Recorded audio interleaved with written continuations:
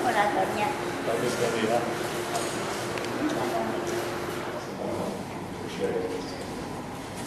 Saya mahasiswa di Jogja pada awal 70. Saya magang di Institut Kesuma. Saya sewa satu pendopo di Institut Kesuma. Dan saya punya dua pengalaman yang menarik. Satu pengalaman adalah di dalam pendopo ada dua benda pada akhirnya dibalaskan oleh saya. Satu lukisan tidak begitu bagus, tapi lukisan dibuat seorang lukis Jogja pada zaman tahun 50-an dari Diponegoro yang saya itu kenapa Pak? Jadi masih bertanya. Ya, menjawab pertanyaan Katrin tentunya saya meneruskan apa yang dikemukakan oleh Werner. Tapi bagian penting dari pameran ini adalah kita tidak tahu bahwa pameran karya Raden Saleh penangkapan di Ponorogo masih merupakan fokus pada pameran ini karena baru saja menjalani restaurator dilakukan luar biasa oleh Susan Menham. Jadi bagus lukisan itu banyak bagian-bagian yang gelap muncul lebih terang, khususnya di bagian kiri yang tadi kabur sekarang menjadi lebih jelas. Dengan begitu karya itu banyak bisa dibaca. Namun saya kira pameran ini sama sekali sudah berbelok fokusnya bukan lagi Raden Saleh, tetapi topik dari lukisan itu yaitu penangkapan pangeran di Ponorogo. Dan kaitan kedua ini saya kira sangat penting bagi kita di Indonesia adalah sebetulnya menyadari bahwa sejarah itu tidak pernah tetap. Sejarah itu bisa menjadi lebih detail dan bisa berubah dalam kesadaran kita. Banyak persepsi yang harus kita tetap kritikal melihat sejarah, jadi tidak menjadikan sejarah itu mitos. Sekarang saya kira itu yang kita perlu menjadikan mitos, tapi bagaimana secara kritikal terus-menerus melihat sejarah. Dan saya kira dalam pameran ini kita tidak bisa menyangkal bahwa kalau yang saya sebutkan munculnya kesadaran baru di dalam sejarah itu berkat dengan penelitian yang terus-menerus. Dan di sini kita harus berterima kasih pada Peter Carey yang mendalami pangeran di Ponorogo, sejarah di Ponorogo, dan Werner Krauss yang memperdalam Raden Saleh. Yang ingin saya tekankan adalah pertama tentunya Raden Saleh. Raden Saleh di dalam pameran ini, saya kira kita tetapkan Raden Saleh mengalami perubahan besar. Perubahan besar di dalam artian kita tahu Werner tadi menyebutkan bahwa Raden Saleh adalah perintis seni rupa modern di Indonesia atau seni rupa masa kini. Itu dikemukakan Werner sekarang dan di antara kita sudah agak mulai diterima. Tetapi baru mulai muncul pada tahun 80-an. Sebelum 80-an, hampir semua dunia seni rupa di Indonesia menganggap Raden Saleh itu bukan pelukis Indonesia. Lebih jauh lagi seorang pribumi yang berkhianat. Jadi yang boro-boro ya sebagai pelukis Indonesia, tapi sebagai pro Belanda dan sama sekali bukan pelukis Indonesia. Baru tahun 80-an secara bertahap Raden Saleh dilihat sebagai awal perkembangan seni rupa Indonesia. Nah sekarang kita bisa tegaskan sebetulnya Raden Saleh siapa berkaitan dengan sejarah Indonesia. Itu baru mungkin kita lihat apabila kita menghubungkan dengan Pangeran Diponegoro. Pangeran Diponegoro tadi sudah diuraikan dan saya kira nanti akan diuraikan lebih jauh oleh Peter Carey. Pangeran Diponegoro termasuk ikon yang sering diunggulkan sebagai tanda-tanda nasionalisme. Pada dekolonisasi antara 46 sampai antara 45 sampai 49, wajah Diponegoro itu dipasang sebagai poster besar ketika terjadi perang terhadap Kenil dan sebagainya. Sebenarnya tadi beberapa sudah diuraikan oleh Karl dan mungkin juga akan diuraikan detail oleh Peter Carey. Diponegoro Diponegoro menjadi pertanyaan, mengapa Diponegoro menjadi ikon? Bahwa sebetulnya dikenal juga sebagai perang besar yang memakan biaya sangat mahal dan kemudian menjadi ikon di seluruh pemberontakan kita. Yang bisa kita lihat sekarang adalah Diponegoro bukan hanya sebagai, artinya menjawab mengapa dia pahlawan. Kita bisa melihat sebagai yang tadi sudah disebutkan oleh Bernard Paus sebagai embrio nasionalisme. Di masa itu kan belum ada Republik Indonesia, nasionalisme juga belum ada. Tetapi di sana embrio pemberontakan itu bisa dilihat sebagai tanda-tanda awal. Itu menjadi jelas ketika dikaitkan dengan Raden Saleh. Nah, kaitan Raden Saleh itu, Raden Saleh dalam pembacaan saya, dan ini saya pikir kesadaran sejarah yang saya ingin share, dan saya kira juga akan berkembang pada bapak-bapak ibu-ibu sekalian, bahwa Raden Saleh itu bukan hanya pelukis. Raden Saleh bukan hanya seorang perintis seni lukis modern Indonesia. Tapi di sana bisa ditegaskan dari hubungan dengan lukisan penangkapan Diponegoro, bisa dilihat bahwa dia mempunyai spirit, harus saya sebutkan, ada spirit yang sama di antara Diponegoro dan Raden Saleh, spirit abad ke-19 yang menuju tidak bisa disangka merupakan tanda-tanda awal kesadaran nasional. Tentunya kita harus memperhitungkan juga Raden Ajeng Kartini, sosok Kartono yang monumental. Ernst Dorfdecker yang menulis Max Havelaar dengan nama samaran Buta Turi, itu tanda-tanda awal. Dan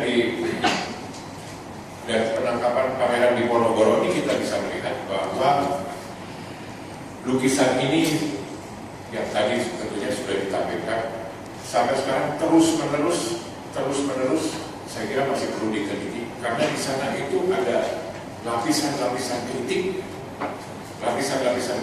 bukan hanya peristiwa penangkapan Diponegoro, tetapi di situ ada lapisan-lapisan kritik di lukisan itu.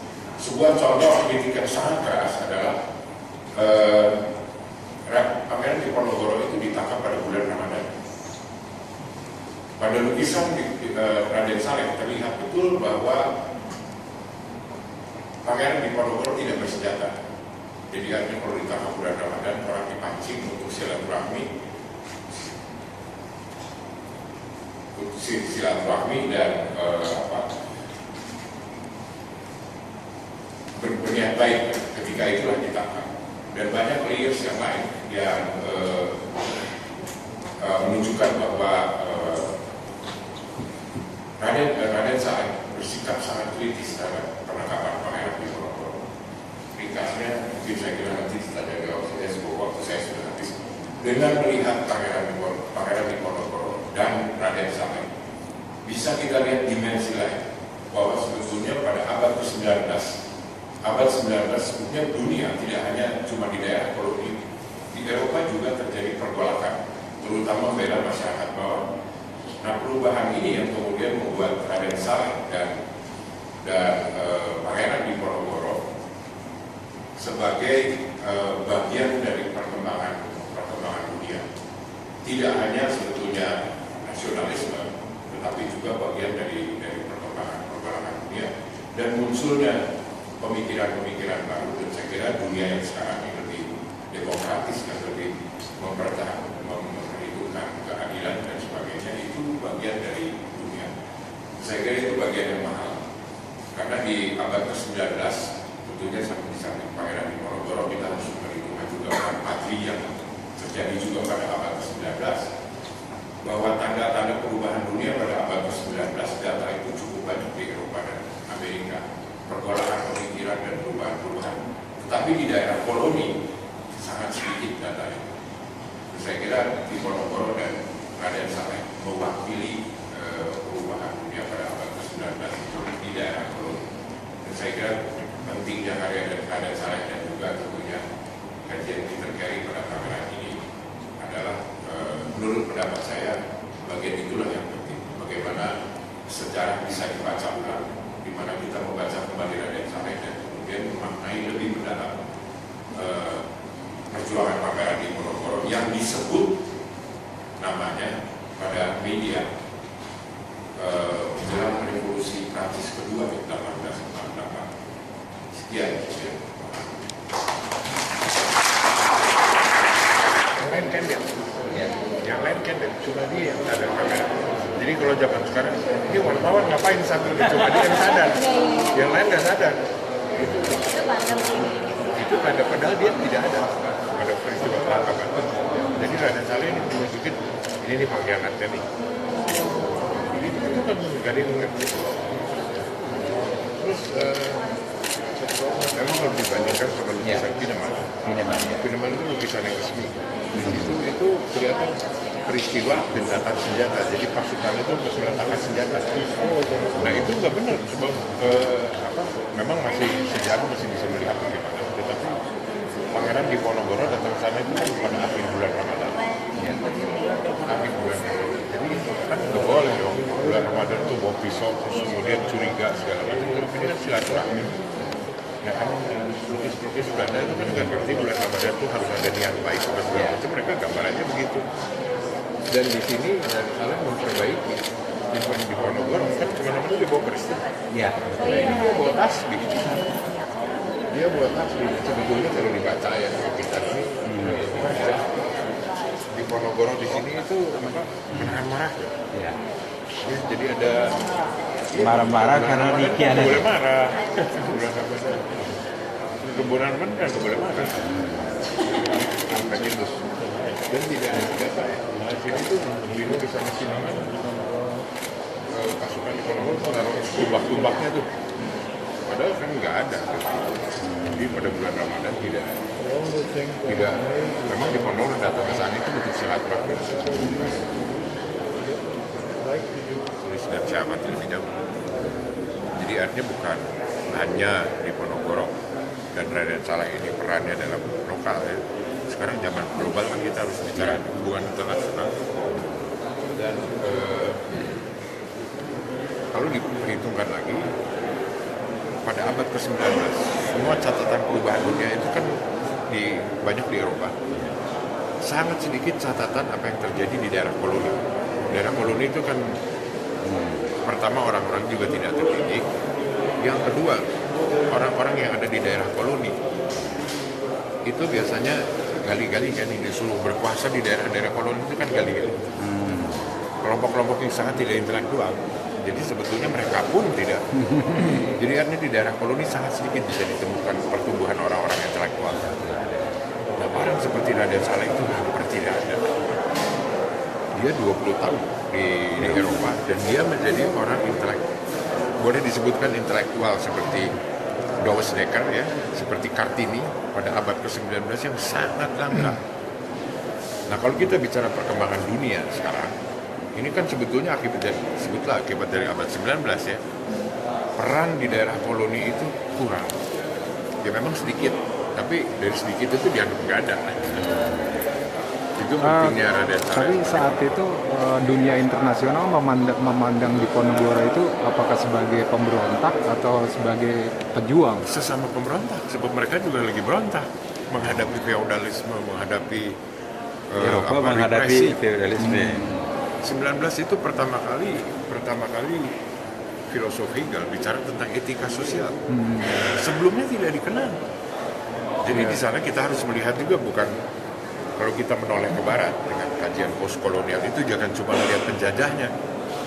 Bahwa di situ juga ada rakyat yang memberontak. Jadi pemberontakan mereka itulah yang tertarik pada Diponegoro. Ini kan